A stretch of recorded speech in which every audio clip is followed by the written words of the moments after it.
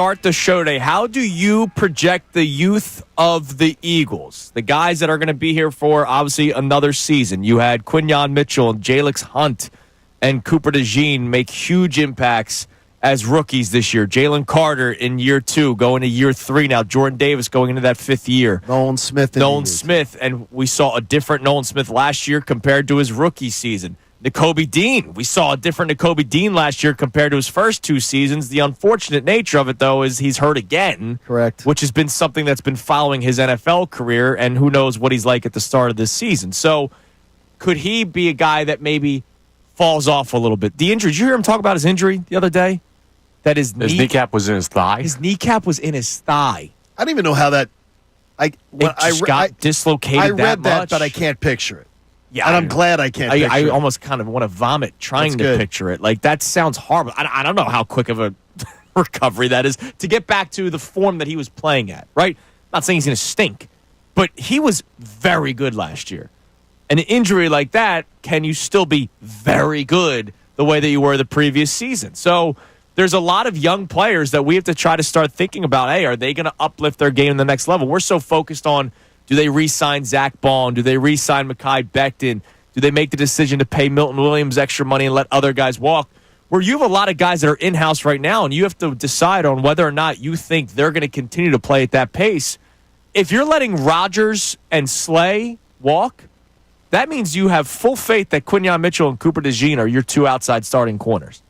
And that is going to be a big question, because there's also an idea is do you want Cooper outside? Right. Or do you want to stay in the slot where he was exceptional? Thriving? Yeah. And I don't know. Now, the thing is, too, someone brought up to me that the slot corner gets paid a lot less. Yeah. So is that something that Cooper DeJean's going to want long term? Could be. He's going to want to go outside. Yeah, but he's got a couple years till he has to worry about that. Like, this next year is not going to determine how much he gets paid, because he's going to only have 1 year left before they'd want to renegotiate then, because he'd be 3 years in. And on a 4-year, because remember, he's a second rounder. Round, right. I got He's a second rounder. So I would think Cooper wants to start compiling stats as an outside corner. Right. There's just a lot of things in. I don't think that he's going to be one of those guys that would be like, I got to go outside or be any kind of problem. Yeah, absolutely. So when we have this kind of conversation and we talk about Howie Roseman's vision, and we know that Howie's vision and the Eagles' vision has been building through the trenches, obviously draft day trades, not being afraid to make the splashy signing. But last time, the same day we heard Howie talk, he basically tried to preach patience with the fan base, like, hey, this offseason's not going to be like last offseason. Kind of could have been rope-a-dope, as we said earlier this week. Maybe he was just saying that so he didn't put too much out into the open. Or he's telling the truth, which it did seem that way. I took it as they might not do anything crazy this offseason. I don't think they are doing anything crazy. That doesn't keep me from dreaming, though. Oh, I know. Look, everybody's going to dream. It's going to do. We're doing the Juan Soto thing all over again, but as a fan base. But if it makes people happy and it passes their time, that's fine. Now, I never really did the Juan Soto thing, but hell yeah, I'm doing the Myles Garrett thing. Hell yeah, I'm going to talk about Myles Garrett. The Juan Soto thing was a lot more likely. You think so? Yes. Oh, I think this is more likely than that one. Not at all. Not at all. They don't. First off, they don't have more resources than any other team. They don't They're not even in a great position resource-wise to be able to afford to swing a deal like that. Whether you're talking about draft, cap space, otherwise, with all the young talent that they're going to have to project up to pay. Unless Howie's reading the window of the cap space. There's at least 15, 20 teams that are in a better position than the Eagles to go get Myles Garrett. Yeah, the difference here is, like, in baseball, there's a couple of teams in that group of, like, okay, Juan Soto could win in New York. He could go back to the Yankees. He could play for the Dodgers that are contenders. The Phillies don't, like, stand out. Right. The Eagles are standalone top option, need this guy, and they're Super Bowl favorites. So, like, if Myles Garrett wants to play for a winner and he has influence, this is probably his top pick. Well, the one thing is, first of all, again, unlike other sports, he doesn't have influence. They're not going to – Cleveland is already like, we're not trading him.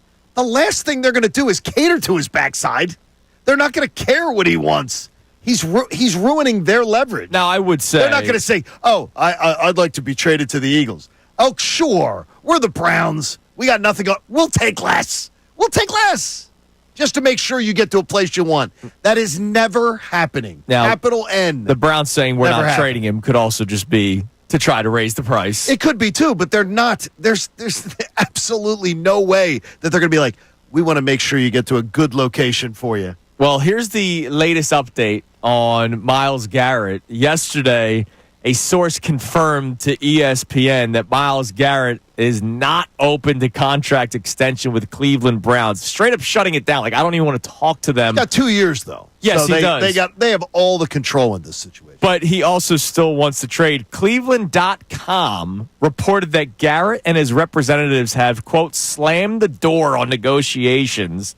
The Browns met with Garrett's representatives at the NFL Scouting Combine in Indianapolis this week. So this isn't like a month ago. No. This week at the Combine, the representatives of Myles Garrett straight up said, nah, we're not having this conversation. And there's a couple of quotes from this story that go back. Wednesday, Kevin Stefanski, the head coach, said that Myles Garrett is part of the present and part of the future of the Cleveland Browns. Before the Super Bowl, Myles Garrett was on NFL Countdown and said, quote, speaking with the management at the Browns, I don't feel like our future is aligned with winning right now, and that's what I'm looking forward to do at this stage of my career. So he's just straight up saying, like, yeah, I know what their plan is, and what their plan is not what my plan is. He wants out. He's going to get out, and the question is, can the Eagles be a team that even can swoop in? I think that they can. You think the Jaden Daniels and the Washington Commanders are a real desirable, like, up-and-coming team right now? Yeah, I'm sure they are. Absolutely. Okay. They have so much more. Yeah, but They have so much more to you offer. agree with me. They have so much more that they need to do. No, but they have so much more to offer also. Like, they have what they have to do, the Commanders have to go and get cheap talent. The Eagles have to re-sign talent that is ascending, that, by the way, already has the Super Bowl under their belts. But they're in a much better position to be able to, the capital, to be able to go and swing a deal like this. It's not even close. Well, they have the stuff, but can they use it all on one player? And also, if they do, there's already reports out there that Howie Roseman and the Eagles are prepared to make an offer that they can't refuse if the Commanders seem to be a front runner. The only way that makes any sense, and I heard that yesterday, the only way that makes any sense is if they knew exactly what the Commanders were willing to do. And the Commanders have much more to offer. Well, so they, like right now, again, the Commanders' first-round pick, if you take the Commanders' first-round pick and their fourth-round pick, it's more valuable than the entire Eagles draft this year. Yeah, but just two of their picks is better than if the Eagles said, take our entire draft, and then we'll start getting into next year. The Commanders are in a much powerful position, and money-wise, they're in an incredible position. Yeah, but I don't think this is getting done from no, we're not trading him to he's on the move in a month before the draft, or like 2 months before the draft. When do you happening. think it's going to get done? I'd say like, when do you think this will be a training camp move? Yeah, once he starts holding out. Well, the only thing is this, with him, as far as doing it then, it doesn't play to his interests because, first of all, if you wait till training camp, you have far less teams in the mix, and money-wise, a lot more teams are going to be locked in and locked up. Here's the thing. Maybe he wants far less teams in the mix. Maybe he wants it to be specific teams that are in the mix, like the Philadelphia Eagles. We saw the Detroit Lions, Grok. AI projected that Myles Garrett goes to the Lions. The Lions are in a better position. Yeah. Like, the Lions have more to offer, more space, more draft picks, more everything. Like But maybe the Lions go, hey, we already have Aiden Hutchinson. We don't need both Hutchinson and Myles Garrett. We'd rather use our resources towards something else that we desperately need. Well, the Eagles could say the same thing. And then you'd say, well, why would the Eagles not say that? They don't have Aiden Hutchinson. No, but I was saying, with all due respect to Nolan Smith, he ain't Aiden the Hutchinson. idea is you're going Aiden Hutchinson and him is much more of an investment because you're hitting two areas that are great compared to just saying, we're going to put Jalen Carter and him together. That's I would think that the Detroit plan would actually be more balanced and better. No, I don't know. How does that work? I think because you're going to be weaker, thinner other places. I said it to you the other day. You're going to be thinner in other places. Why would the Eagles be thinner? Because if you're going to have to give. What do you think? This is so Juan Soto. I swear to God. I'm trying to figure out what you mean by thinner. Because you have less to offer than almost anybody in the NFL. No, that's not the question. Yeah, so you're going to be thinner because you're going to have to not spend other places, not have draft capital to fill other holes. Where do they have holes? What are you talking about? Where do the Eagles have other holes? they're going to have holes because you're going to have to start to pay your entire roster in 2-3 years. No, not in 2-3 years. But here's the deal: what if you don't want to pay certain guys? Like, what if they're not going to pay Josh Sweat? Well, we're talking about where we started today is the young people, right? Honestly, I know, but John, we are getting derailed into a conversation of it is so This is the Juan Soto thing all over. No, I don't agree with you at all because I told you 10 minutes ago. If somebody said Nolan Smith or Myles Garrett, that's like but that's a heartbeat. No, that is a caller bringing up something that the Cleveland Browns would go, yeah, we'll take Nolan Smith. That's like it's first of all, caller suggestions on trades and everything is where it gets to be ridiculous. My point is, you're saying you got to worry about paying guys 2-3 years from now. There's some guys where I might say, I'm not going to pay that guy. Because I think he reached his top potential. What are you going to? We're getting away from the point, though. Is what are you luring Cleveland with, and why do you think Cleveland is going to say we're going to take less? Why is anybody thinking that? We're gonna pick, and more importantly, why would someone even consider? Yeah, we're gonna make sure we send him to a great place that he likes. I don't think there's a guarantee that the Eagles are going to offer less. Like they don't have as much. Connor, their picks aren't as valuable. But they can be creative with all the picks they have over the course of the years. But their picks aren't as valuable. A first-round pick for one franchise might be 10 spots off another. Could be. And 15 spots off another. And that franchise might not want Myles Garrett at the time. They might be rebuilding.